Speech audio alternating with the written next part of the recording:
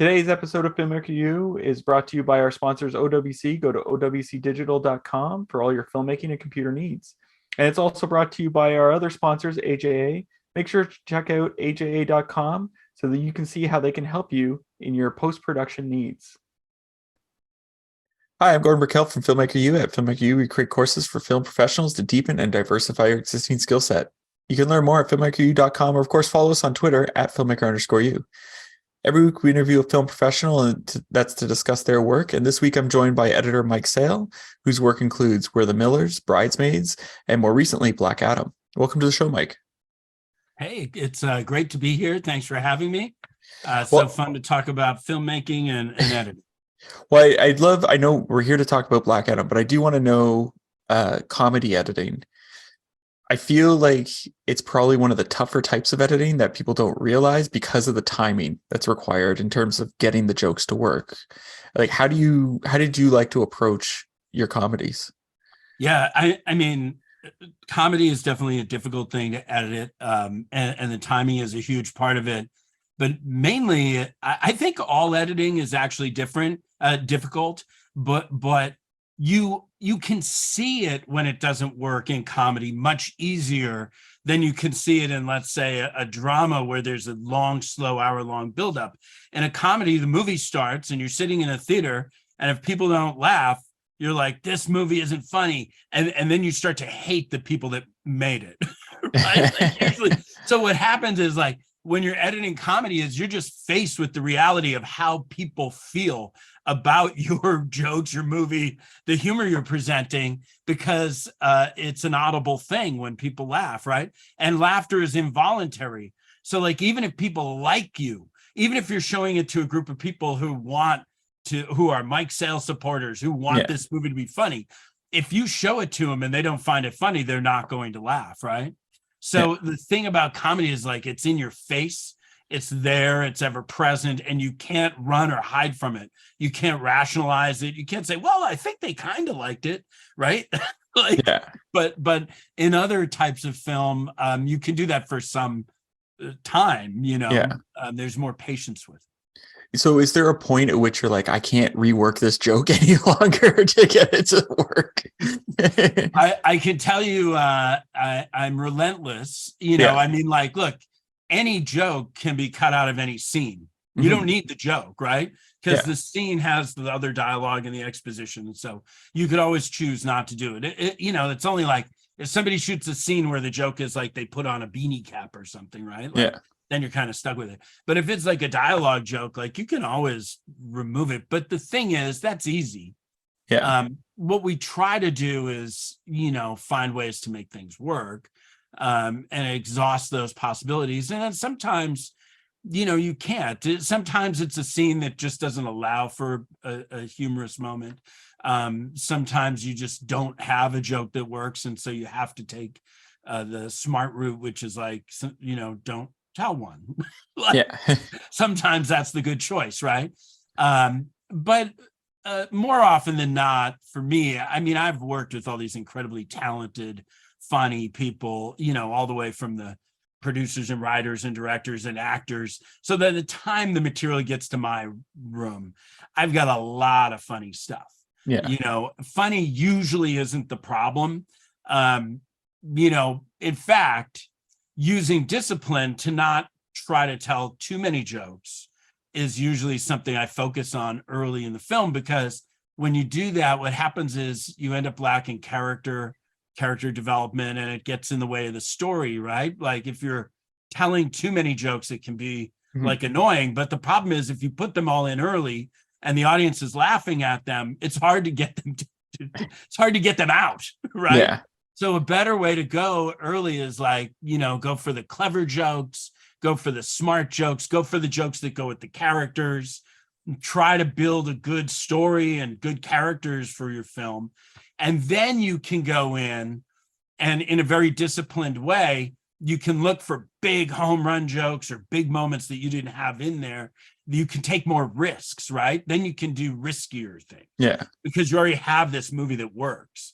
And you go, well, what if we go into act 2 in Bridesmaids and we put a really R-rated joke in there. Will that blow up the characters, or will the audience still like the movie? Because now we already have them liking the characters. We have them liking them. And in that particular case, the audience couldn't get enough of those kind of things. I'm going to interrupt this interview for 1 second. We want to thank PixelView, one of our sponsors. They're a streaming solution for filmmakers. PixelView lets you stream your work to remote clients for easy collaboration, and it works with both on-set teams and post-production teams. With built-in video chat, you can discuss and make changes in real time and stream directly from your editing software. Or you can use the hardware encoder to stream from DaVinci Resolve or the camera on set. See the promo code and the link in the video description below. So would it be better, like if I was a filmmaker coming to you, would it be better to be like, we've filled the script with as many jokes as we can and done different, line reads so that you can dial it back, as opposed to like coming to you and being like, make this funny now? Or how do you? Yeah. My preference is, look, there's a lot of ways to make movies. There's a lot of ways to make comedies. And certainly there are people who are talented enough to dial in a script and write the perfect joke for every perfect moment. And you see that a lot in television, which is really, crushing right now. Mm-hmm. And there's a lot of things I like on TV that make me laugh and, I enjoy. And those are probably a little more dialed in than on a feature, just because of time and scheduling things. But what I much prefer is that when they go out and capture a lot of material, a lot, alt jokes, many jokes, they try different things, even like alternative tonal performances and scenes. We had a lot of those, and things like Forgetting Sarah Marshall, we would have scenes where the tonal range went from like almost a drama where people were crying in the scene to like crazy over the top reactions.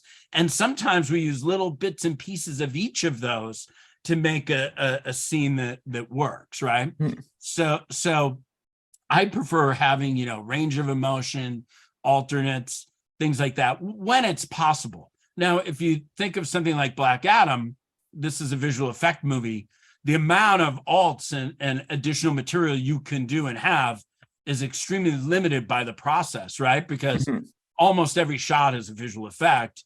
And so you can't just have I can't just go in and re-edit like a whole scene 8 months in and try a whole bunch of new lines, right? Yeah. The process doesn't work that way. On the comedies, you have the freedom to do that because it's just a person with, a wall or Hawaii or whatever's in the background. And it's not a visual effect shot that has to be manipulated by a bunch of different artists. Now I have one last comedy question, and this is just to clear something up for me. I had heard, because you'd worked on like Forgetting Sarah Marshall and all these things, which Judd Apatow was involved in. Yes. And I had heard that he liked to record audio of the test screenings so that he could remember back where people laughed, but would also use it, like lay it into the timeline and then be able, okay, that joke's not landing right. Is that true? Or is that like, how did that work? Yeah, actually, it's not just Judd that does that. That's been going on for a very, very long time. Okay. Look, when I was an assistant editor working on Naked Gun 33 1/3, the way we used to do it back then was all the assistants would have little micro cassette recorders, and we'd sit all throughout the theater during a test screening, and we'd record the audience. And then when they were working in the editing room, they'd start arguing about a joke, and all the assistants would try to queue up our tapes and bring them in there and play all our different angles. So that sort of, and I'm sure there are other people doing it too. That developed into, better audio recordings, sometimes stereo, and sometimes actually we videotape the audience. They know that we're doing that. And we absolutely put it into the Avid, and we absolutely sync it up with the movie. And I watch those and check those all the time, and not just in comedy or comedic scenes, because I can look and see how the audience is feeling and reacting. People give you verbal clues. When an audience is bored. If you're looking at 300 people and they're looking around, talking to each other, coughing, you're like, okay, maybe we should revisit this section of the movie because we've lost their engagement, right? Now, all movies, it's not a good idea to just craft a movie based on one audience's reaction, right? Yeah. But it's super helpful in the comedies because you can tell whether they're laughing or not. And sometimes our memory of what happens at the screening isn't exactly correct because we carry baggage into the screening and our own personal feelings. If let's say that I was like, really excited about a joke and I was really pushing it into the cut and I, felt it was good for the movie or whatever reason or something, I may either, when that played in the theater, I may not hear the laughter because I'm so nervous that I pushed for this movie, or I might think people laughed at it because I laughed at it, right? Yeah. And so my memory of what happened at that screening might not be 100% accurate. And then I go back to the editor and I go, oh no, I was actually the only one laughing at it. Or I'm like, oh, I was nervous, but the audience actually did laugh at that, Yeah. Also, it like gives you an opportunity to, there are places where they kind of laugh or they almost laugh. Or you can just see them there, or maybe you cut off a laugh with your edit. So, they're like, ha, and then another line comes in. So you can listen back and you go, if I open that up by 8 frames, that might give the audience just enough time to let that big laugh come out. And the reason why that's important is when we're watching comedies in a theater together, the audience is a part of the movie, right? Like if you go to a comedy movie and the audience is going crazy laughing, you're going to laugh more too. Right. So that like, it's like a concert where you're playing together. That's what a concert is. It's playing with the audience. Right. And so it's that kind of feeling where you want the audience to be a part of your movie. So that's why we lay those tracks in, because we want to know how it's going to play in a theater, Now in comedies, you get like, you can hear the laughter. So when something like Black Adam, you're more focused on different emotions that aren't necessarily going to be audible. So do you do the same thing, or how do you tackle with something like that with Black Adam? We actually do the same thing. You don't use it in quite the same way, but essentially what you're looking at is people's reactions and body language, and you're looking for engagement. And if you ever saw 2 tapes of an audience that's disengaged from a movie and then an audience that's into a movie, you'd be able to tell 100%. I mean, like when I go to a movie, like I feel the audience at any movie, right? Like I can feel whether the audience likes this movie or not, right? Like you can feel the energy in the room. And I'm definitely tuned into that as a filmmaker. And I know when a movie isn't working, because whether it's a movie I'm working on or just a movie I'm at, I weirdly feel shame. I feel ashamed. I sit there and I go, oh, and I get like the flop sweats like a performer on stage, right? And I'm like, oh, and when a movie is working, it's delightful, right? Like you feel that energy and it's so fun. You're like, oh my God, I'm so glad I came to the theater to see this. And like it's amazing, right? Like, a couple of I forget which one it was, but my wife and I went to it was the first of the kind of new Star Wars. Yeah. Right. And we went and actually saw it at the Academy Theater, early, like probably the first weekend. And the audience was so amped, and like when characters would show up or the ship would come, like everybody, the Millennial Falcon comes in, the place would like almost be a standing ovation. Right. Yeah. And that added this level of funness to that movie that like you can't get at home and you can't replicate, and sometimes, I like to be in a matinee where there's nobody in the theater, so that I can cry, depending on what movie it is. Yeah. But I think that's like the magic of the collective experience. Yeah. So in something like Black Adam, you mentioned earlier, dealing with like a lot of VFX, it's a different approach type thing.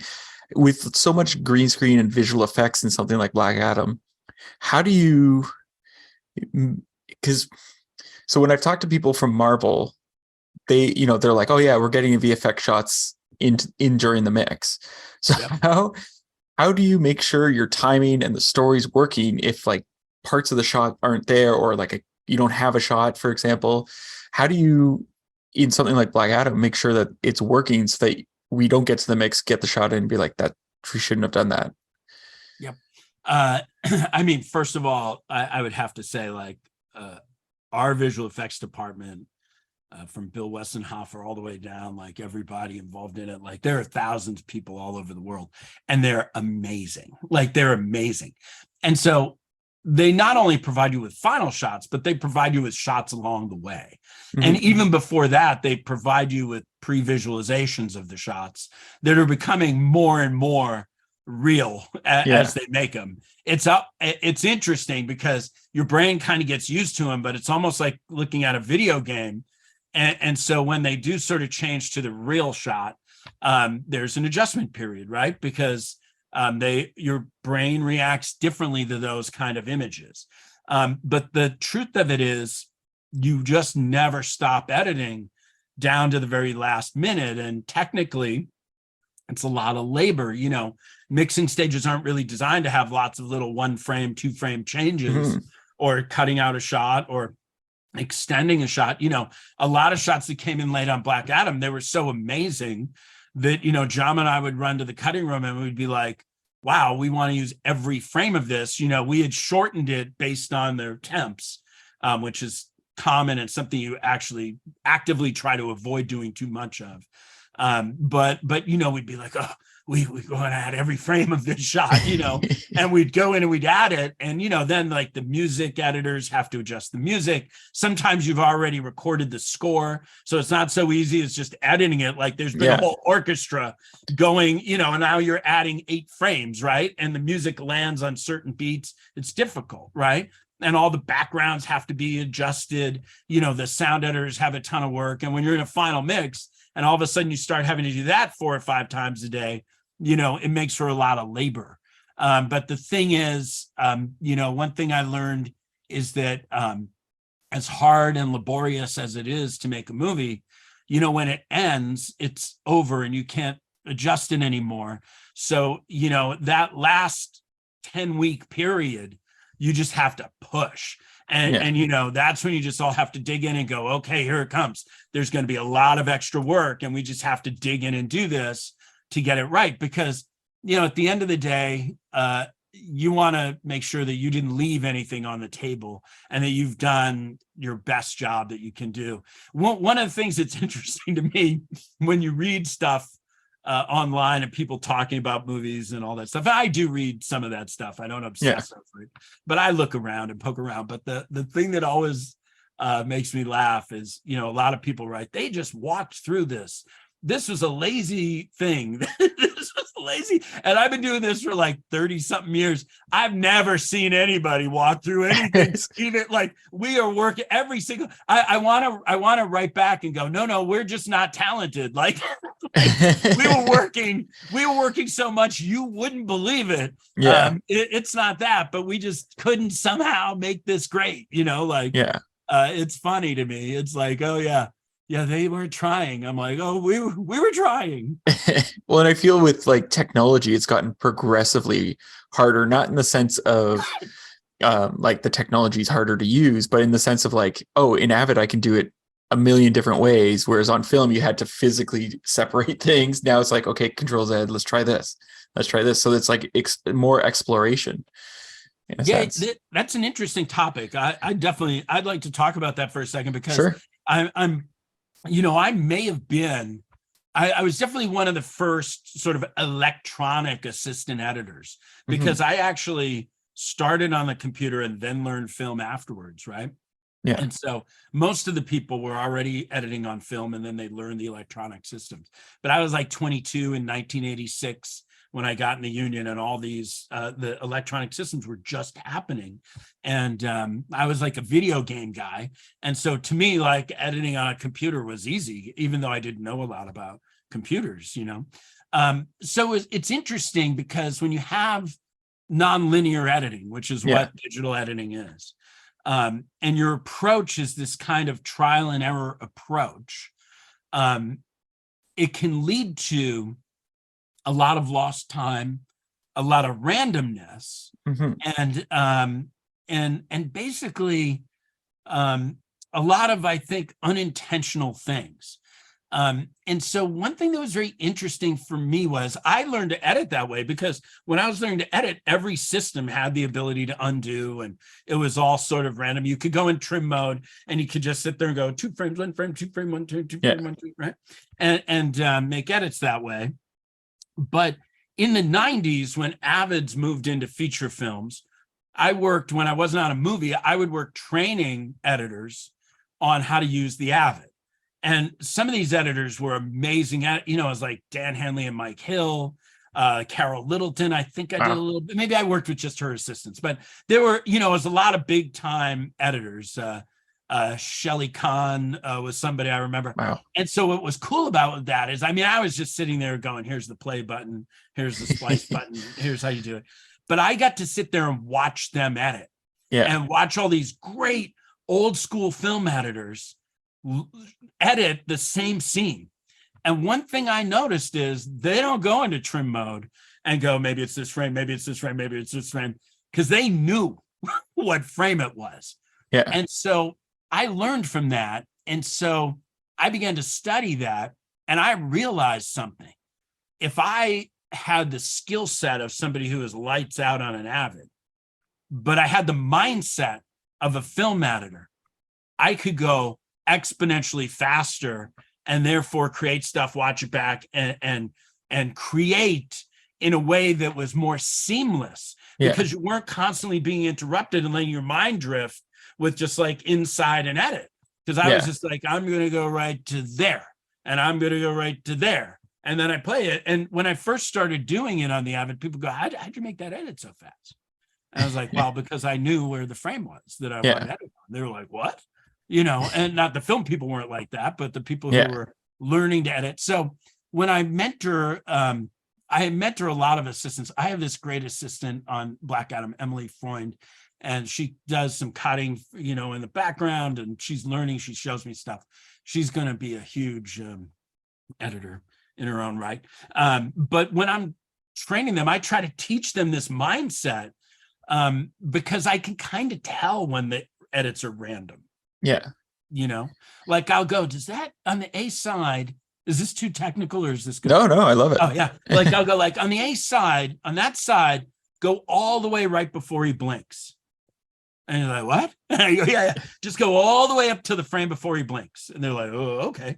And they go to that frame, and then I go, and on this side, you want that to be quicker to the line. So go right towards the line and see how that works. See if that works, right? Yeah. And then all of a sudden you're making your edits very quickly, which then lets you pull back and watch the scene, which then lets you pull back and watch the reel, which then lets you pull back and watch the movie, because we're making a movie, not an edit, right? That should be your tagline on your door. I love it. I just actually said that, but I like it. Yeah, that's good. Now, what's interesting about this is it sounds like wherever you're going, you're picking up knowledge and you're learning new things. So is there something you learned on Black Adam that you didn't realize before about editing? Oh my God, so much. Actually, one of the things I love about editing, and particularly I find it, you can find it in a TV pilot or the early seasons of a TV show, and then definitely in features, is that basically it's new. You're making like a new thing every time, right? So what's great is, even after the many, many years and many, many credits, everything I'm on, I'm learning a ton, and on this one, it was amazing. Like, I am a bit of a strange choice to do a comic book movie, and that I mostly did comedies. So I had a lot to learn about that genre and how it goes. There were amazing producers on the movie, and including the people at the studio who have made a lot of these films. The director, Jaume, is a visual genius. I mean, he has strengths in his toolkit that I will never have, right? And so anytime you're working with somebody like that, there's so much you learn just about how he manipulates the images. And then there was Bill, running visual effects, and he is also a visual genius. And seeing how they would work together, adjusting light and shadow and changing the framing of shots a little bit to change the feeling and the meaning of the shots. I mean, it was like, it was like a study group every day for me in the visual effects meetings. Yeah. I loved it. I mean, they can be long and tedious, but when you're learning stuff, it's fantastic. And in a very basic thing, the thing I learned about, like, I've done other visual effects heavy movies, nothing to this degree, but people don't think of comedies. But, almost 25 years ago, I was an editor on Nutty Professor II. And you don't think of that as like a comic book movie, but it had like over 2,000 visual effects shots in that movie, so it's the same kind of process. But the thing I learned on this is just, when it's a long process from these previs versions of the scenes all the way through the photorealistic versions, the thing is like kind of hanging on to shots and hanging on to frames, because sometimes early, the scenes don't hold up, because although those previs things are cool, they don't have they don't have the wow factor of the finished shot. So it's easy to want to trim them or cut them out entirely, right? Because you don't mainly know what they are. And the way that world works, you're always fighting deadlines and budgets. It's not even necessarily the money. It's, can vendors make, 700 shots for this sequence? Oh no, how do we get it down to 650 so we can actually have a movie? So it's difficult, and it's challenging to know what to hang on to and what not to hang on to. And I learned a lot about that in this film, because Jaume is very, very good at it. Bill's very, very good at it. Also, John Lee, who's an editor on this film, he's done a ton of comic book movies. So, I mean, the fact that we're all doing this together, I was actually the one learning that stuff. Yeah. And it was fascinating because, in comedy, we very quickly cut stuff really tight, get the pace and rhythm, and get a movie that's can play in front of an audience. And this was a very long process for me. And I had to, be super patient and wait. And then you kind of do that stuff at the very end. So it's almost the opposite process. But it was really fun. Yeah.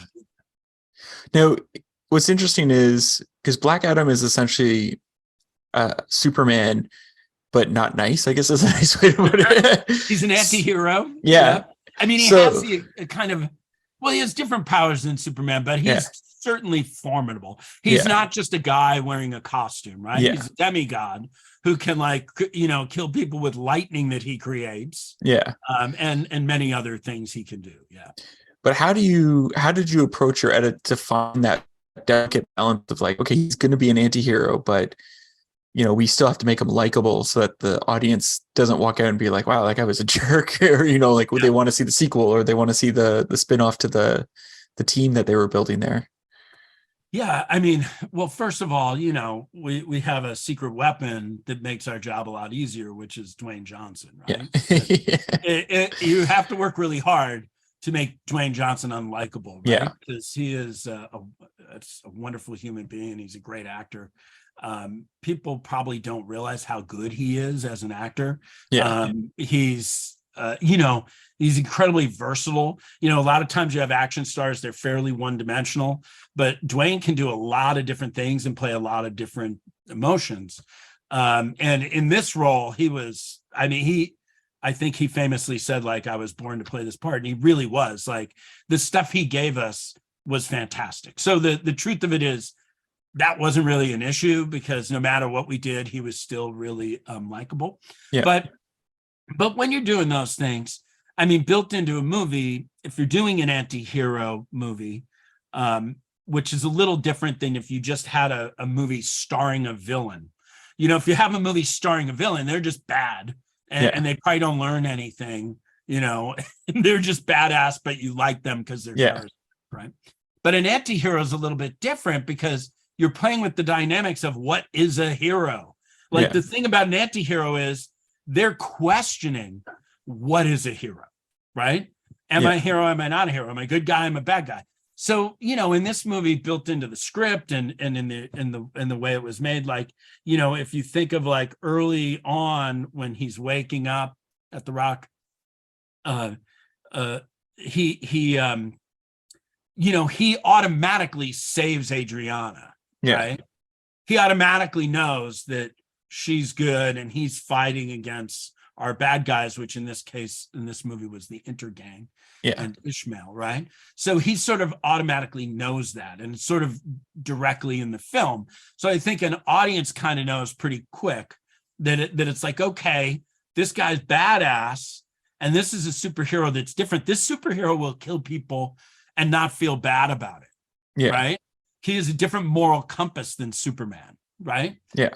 And so I think you get that pretty quick in the film. And then, when he wakes up at the apartment and he's with Iman and Adriana and Kareem, you get the idea that, like, okay, he's not just killing them. So he's not just a, sociopath bad guy. He's, and you also can tell by the performance that, he's not underhanded. He's honest, right? He's honest. He just has a different moral compass. So I think people get it really quick. And actually, in this particular film, that part of it was easy. What was a little more difficult was playing the nuance of the Justice Society and showing them as heroes, but then giving other point of views on whether or not they actually are heroes, right? Because that was part of the theme of this, is sometimes whether or not you're a hero depends on who you ask. Well, and I wanted to call them the Justice League, so I'm like, I can't say the Justice League, so I'll just say the group that they're forming. I said the no, right you thing, said right? You said the right thing. I have to say, like, the first 2 months of working on the movie, I said the wrong thing about 1,000 times, and John Lee would go, the Justice Society. Society. It's just because the other one you hear so much about. Yeah. And it was actually really fun. I mean, the Justice Society is, the oldest group like that. Yeah. And if you want to have a fun afternoon, like, you can just dig around and read about them. It's really cool. And it was fun, like, working on a film where we were bringing some of those characters back to life. And some of them are new versions that are going to join that. And I really hope that becomes something, and that they make more of those. And I really like all the characters. And it's tough in one movie. You can only do so much character development. And so we were really trying to make it so that these people were interesting enough that the audience would want more of them, which I think we certainly achieved. Some people don't like that we did that, but that's the route we chose. And I hope, like, that they get to be in a lot of stuff, see them in more movies.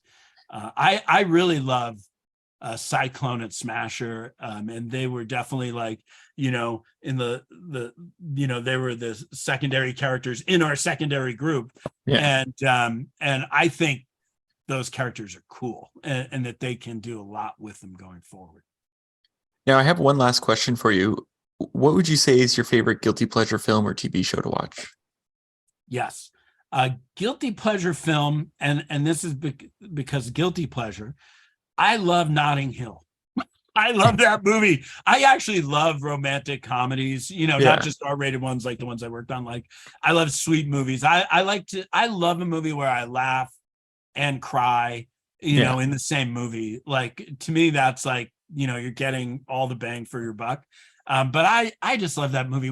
When she walks into that bookstore in the first scene, I mean, the second they start talking to each other, I just get a big grin on my face. And then all the side characters are just amazing in that movie. Spike, Laundry, it's a vicious circle, all those jokes. I mean, and it's heartwarming, and, it's fun. It's a fun movie. Well, thank you so much for letting me interview you today. Thank you for doing it. It's been really fun talking about Black Adam and editing in general. And, I've been inspired by a lot of people and mentored by a lot of people. So if I can do just a tiny little bit of that, I like to take the time to do it. Well, thanks so much. And that's it for this week, everyone. Make sure to check us out next week at filmmakeru.com. Of course, you can follow us on Twitter at filmmaker_u. I'm Gordon Burkell. Thanks for watching. Today's episode of Filmmaker U is brought to you by our sponsors, OWC. Go to owcdigital.com for all your filmmaking and computer needs. And it's also brought to you by our other sponsors, AJA. Make sure to check out aja.com so that you can see how they can help you in your post-production needs.